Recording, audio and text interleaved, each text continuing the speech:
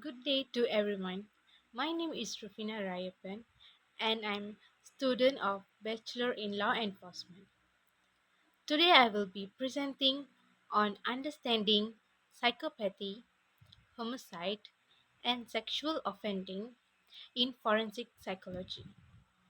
This presentation will explore key psychological concepts and their applications in malicious law enforcement practice.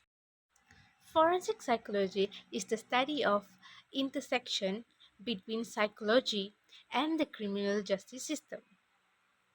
In this presentation, we will focus on three main areas: psychopathy, homicide, and sexual offending.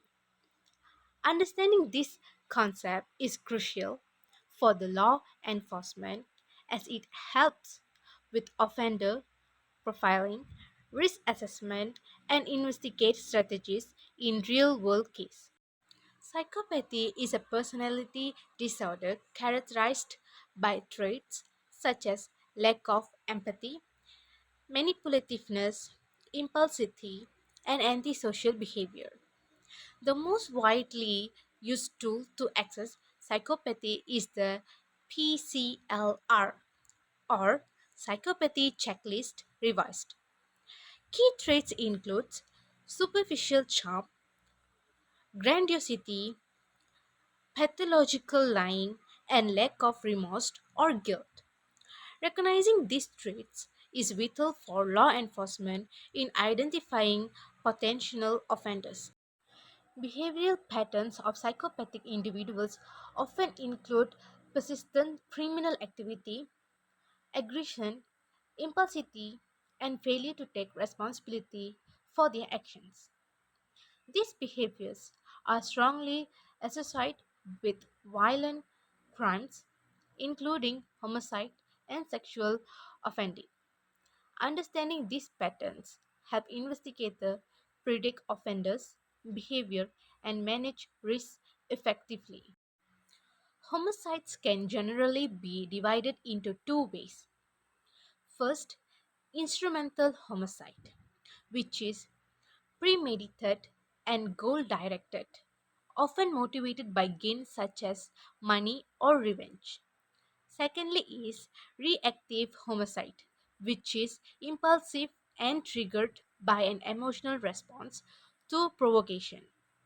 Forensic psychologists and law enforcement professionals study these distinctions to understand offender motives and guide investigation strategies. Sexual offending often involves certain psychological mechanisms. Cognitive distortions allow offenders to justify their behavior or deny the harm caused. Dominance and control are central, as offenders seek power over their victims. In some cases, sadism may also play a role where sexual gratification is derived from inflicting pain. Recognizing these mechanisms helps professionals assess risks and plan offender management and rehabilitation programs. The dark trait refers to three personality traits: psychopathy, narcissism, and Machiavellism. These traits share characteristics such as manipulation, collusiveness, and lack of empathy. Identifying traits in offenders can predict their potential for violent or sexual crimes and assist in profiling and risk assessment.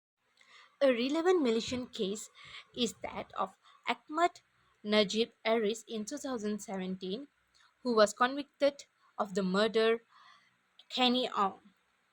Ahmad exhibited manipulative behavior and lacked remorse, and the homicide was premeditated, an example of instrumental homicide. The case also included sexualized elements. Forensic psychology played a role in offender profiling, court evaluation, and determine the risks he posed to society. In Malaysian law enforcement, forensic psychology is applied in several ways. Offender profiling helps predict likely behavior patterns. Risk assessment determines the potential threat to society. Investigate strategies such as tailored interviews and focused evidence collections are informed by psychological insights. Additionally, forensic psychology provides expert testimony in court regarding the mental state, risk level, and criminal tendencies of offenders. In summary, psychopathy is central to understanding violent and sexual crimes while understanding the difference between instrumental and reactive homicide guides, investigative strategies.